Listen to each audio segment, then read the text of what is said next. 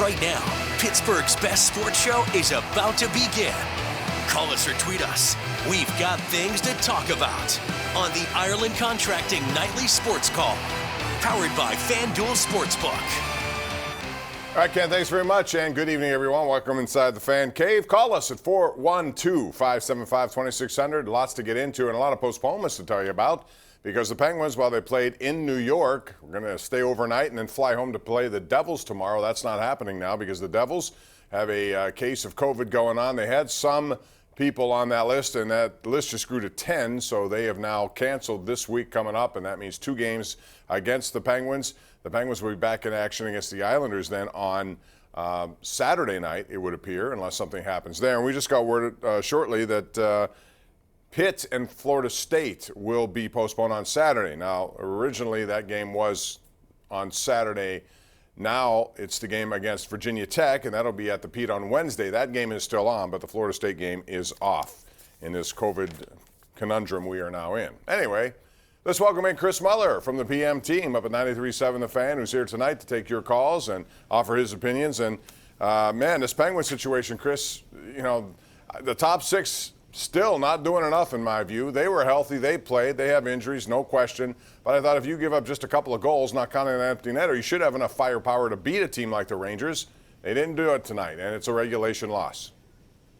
Well, you should also have enough firepower to beat the New York Rangers when they put you on the power play 6 separate times. Right. And, man, I tell you what, one of the old cliches that used to get annoying when the Penguins were cashing in more regularly on the power play, but fans would still get upset, was the constant drumbeat of shoot the puck, shoot the puck, shoot the puck. But they appear to have fallen back completely in love with trying to pass things around to make the absolute perfect play. You saw with the Rangers getting a power play goal, the one that ended up being the game winner, Bob, that, hey, when you just put the puck on net and just try to make simple plays sometimes, when you have the man advantage, it can end up working to your advantage. And New York proved that. This power play has been the real disgrace of it. And I'll tell you what, if they don't fix it, if they don't use some of this surprise time off to try and fix that to get back into the shop, this is the kind of thing that's going to linger with them all season and possibly derail their season. Yeah, I totally agree. 0 for 6, I mean, come on.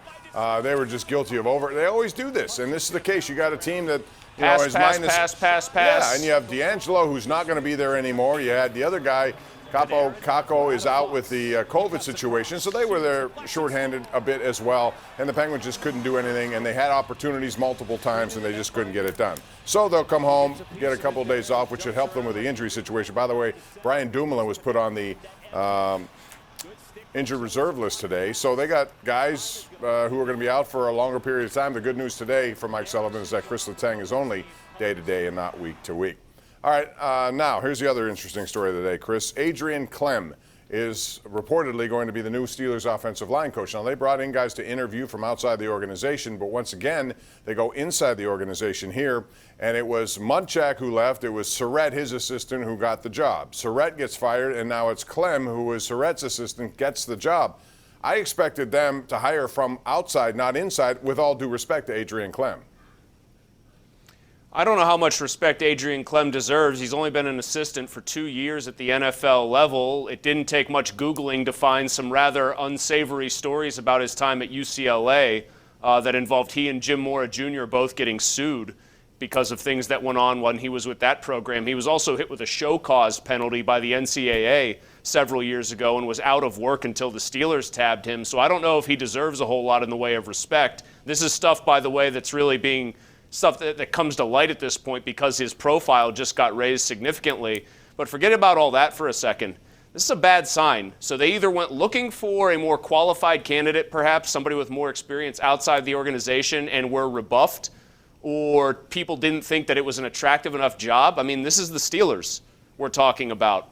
Are they not paying a competitive amount? Doug Marrone just went and signed on with Alabama to coach the offensive line. So you have a college program that's getting a former NFL head coach, and the Steelers are taking almost a month to promote from within. This is a bad look all the way around for them. Yep. And the most complimentary thing I've heard about Clem, Bob, is from Trey Essex on Twitter. He said he was in charge of working with the younger guys like a Kevin Dotson, and so maybe you should look at Dotson's development as proof that this guy can handle it.